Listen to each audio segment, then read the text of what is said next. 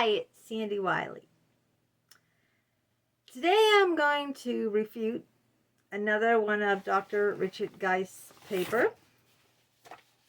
This one he printed up for me when I first was seeing him as a patient. See right there so you can see. I'll read it to you.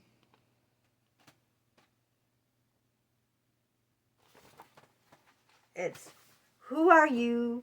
Who am I? And where are we going? Sustained empathic immersion in the opening phase of psychoanalytic treatment. Richard Geist, Massachusetts Institute for Psychoanalysis, Harvard Medical School. Now, the reason why I'm going to share this story with you is to tell you all the things that the great Harvard Dr. Geist did wrong and how he could have been liable and held responsible and even imprisoned if the situation didn't go the way it did. Let me get into this. What inspired me to bring this paper out, first of all, is because someone from Connecticut, I saw the Connecticut stamped on the envelope there. So the person who mailed me that literature was from Connecticut. I don't know who they are. And I really want to get desperately in contact with him because I want more of the article, because I'm positive that I'm Carol, the other patient that he only gave me like one paragraph of, because he or she asked me, well, just watch my other video on it. I don't want to waste your time on this video. All right. So what he told me here was, I mean, he disguised it. Of course, the name is disguised, and some of the details are disguised too. This young girl he was seeing was a minor.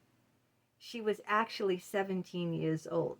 Now, in the paper, he says she's a college student. He disguises things, right? Especially that piece of evidence.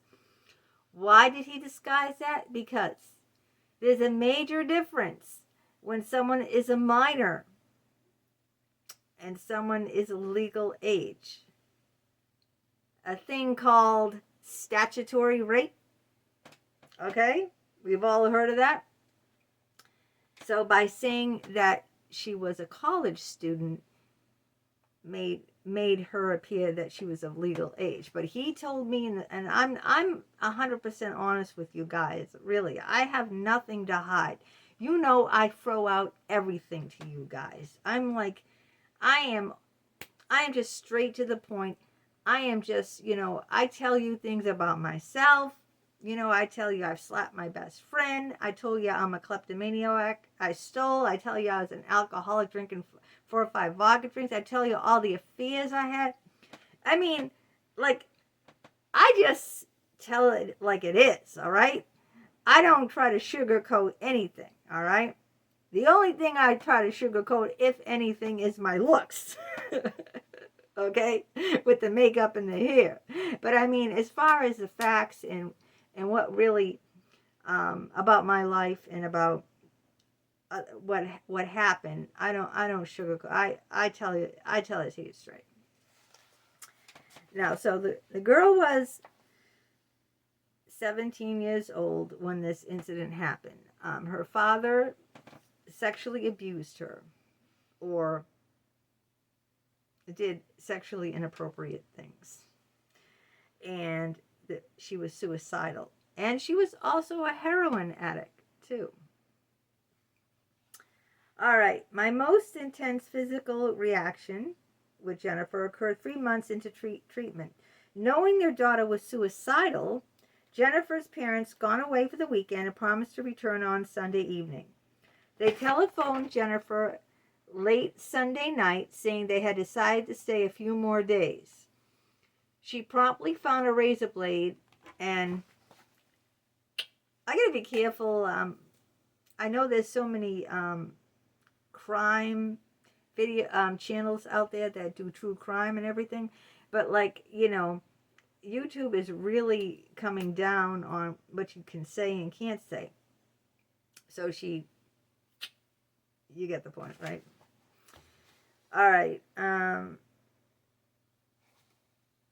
Then she looked up my house telephone number and called me. Now, at this time, he was married to his first wife, Elizabeth. They had 3 sons.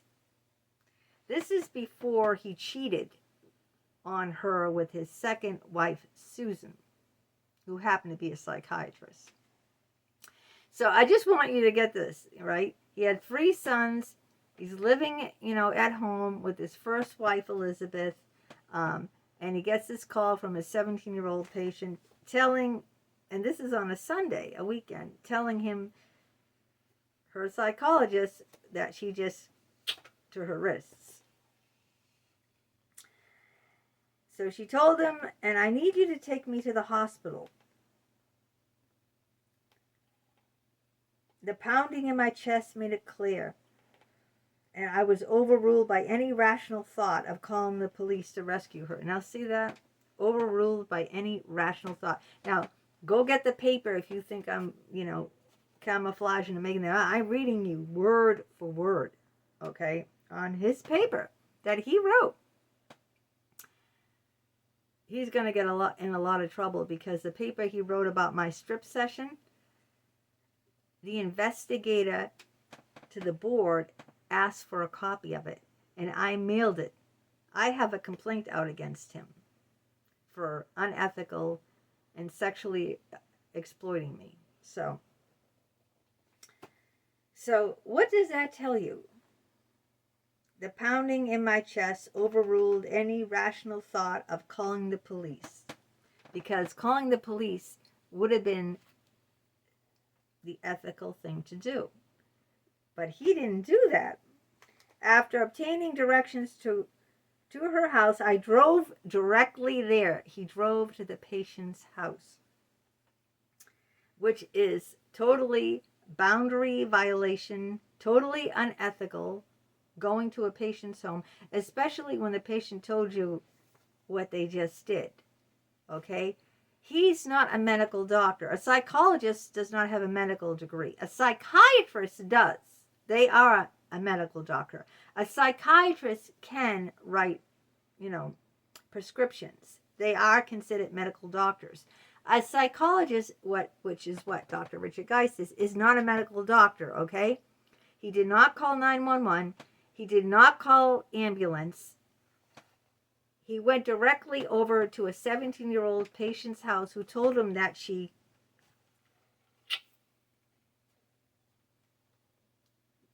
was killing herself. Okay, so right away, that's unethical. He would be held liable. He's not a medical doctor. I mean, when you call 911 and if he had called as her psychologist and said, my patient called me up, she slit her, and she's, in dire need of, the ambulance would be there right away and be able to put a tourniquet and everything. He didn't have anything like that. He's just getting in his car and driving to her house. I mean, what is he, mental? I mean, think about it, right? Think about it. What if someone in your family or your best friend or anyone called you and said, look, I just did this? Would you be driving down there? You might drive down there, but you're going to call 911 and make sure that they get the help they need. I mean, you might go anyway. You might meet them at the hospital. That's perfectly fine. But your first, thing to do is you call an ambulance, okay? You call an ambulance. That's the moral, that's the ethical, that's a responsible thing to do. If you want to meet the ambulance at her house, go ahead. Or at the hospital, go ahead. I don't think anything's wrong with that. But you don't take the place of the ambulance. You see what I'm saying? See the point I'm trying to drive home here? How this is totally irresponsible, unethical, and just plain out stupid. Okay? Because if something happened to her, there would be a humongous lawsuit on him that he didn't call an ambulance. And he'd lose his license, he'd lose his career, and a lot more than that, He'd be held responsible because the person is a minor. Oh, let me go on anyway and say, Okay, I drove directly there, wondering why I was doing this and what the two of us were enacting, and realizing that anyone I consulted about this case would tell me I should have called the police. Duh. All right. When I rang the doorbell, Jennifer answered, and I felt frozen for several seconds, although it felt much longer. There she stood, dripping her whole, all in blood from her wrists, a glass of wine in her other hand, and dressed in a black see-through negligee, which I knew her father had inappropriately given to her for her 22nd, he said 22nd birthday, but he told me that she was 17. You're just going to have to take my word for it that he told me. He's not going to incriminate himself here and say she's a minor, okay? So here she is, a 17-year-old high school student, okay, gouged her wrist in a completely sheer see-through top, holding a glass of wine, and her psychologist, who's, I looked up his age at the time and everything, he was in his 30s. I told you he was married to his first wife, Elizabeth, and he had 3 sons. Of course, he ditched her and had an affair with a psychiatrist at, I don't know what hospital it was. Some hospital in Boston, okay? All right, not Brigham and Women's, Mass General, I think. I think it was Mass General, but I'm not 100% sure, so don't quote me on that. All right.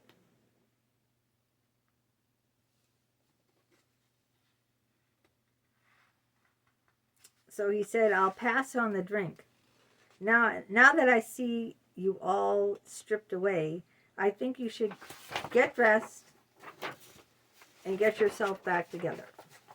That's what he wrote here. All right, what's wrong with telling her to get dressed? First of all, can you imagine? Just think about it now.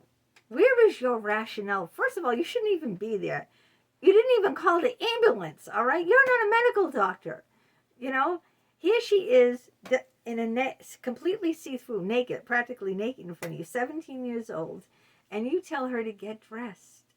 Well, she's totally... Do you see what I'm saying? Now, if it was me and I was stupid enough to do that, I would have threw a coat on or wrapped her up and threw her in the car and jumped. I would call 911, but if I was stupid enough not to, I wouldn't tell someone who's bleeding to death to get dressed. Do you understand? Where is the rationale, my people? I mean, when my son had meningitis, right? And he was in bed, and I called 911. I didn't pick up my son and drive him. Do you know he probably would have been dead by then? And the traffic, the morning traffic and everything. I called 911. All right? My son was in bed with his eyes rolled back in his head. I didn't say, oh, let's get him dressed and take him to the hospital. If I was stupid enough to do that, what would have happened? He would have died. My son would have died if I was stupid enough to dress him, because he had his pajamas on, to dress him up and drive him there myself. He would have died. Do you understand what I'm trying to get across here? You don't tell someone who's gushing like that, whose life is hanging on the fringes, to get dressed. You don't care what the person's wearing. You throw a coat over it, you know, and then get her to the hospital, not get dressed. So I'm just saying, it just boggles the mind that this man is still out there practicing at 80 years old. I'm not going to go into any more detail about this, but I wanted to come on and say that it's never too late to report a doctor to their licensing board. All right? It's your responsibility to report them. If you know they did something, they harmed you, they can harm other people. All right? It's your civic responsibility. You know, to report them. And it's not too late. Don't think, well, that happened 5 years ago. That happened 10 years ago. Better late than never, I say, okay? Sometimes it takes someone a long, long time to realize what's been done to them, you know? I'm not going to condemn someone who it took time for them, because it took a lot of time for me to report his ass, you know? I just reported him last year, and I was in therapy with him for 16 years. And I just reported him last year, after 16 years of being unethical. So what I'm trying to tell you, it's never too late to report your doctor. And you're being brave to do it, because if they done something, unethical with you, believe me, they're doing it with other people, and they will continue to do it with other people, because no one is saying anything. No one is saying anything. So just remember that it is never, ever too late. I don't care if it's 10, 15, 20 years if it happened, and it gives you empowerment, because you did something. You helped other people by reporting someone who's unethical, who you know in your heart did wrong. Did you wrong? Did other people wrong? You know in your heart, how can you not? How can you be silent? How can you be silent? So that's what I wanted to come on and share. I wanted to tell you that it's never too late. If someone did something wrong to you, I don't care how long ago it was, and believe me, it still is impacting you. You might say, I'm over that. You might act like you're over that. You might even think that you're over that. But trust me, it's still a part of you. It's so much a part of you. It became so much a part of you that not even you yourself are aware that it's a part of you.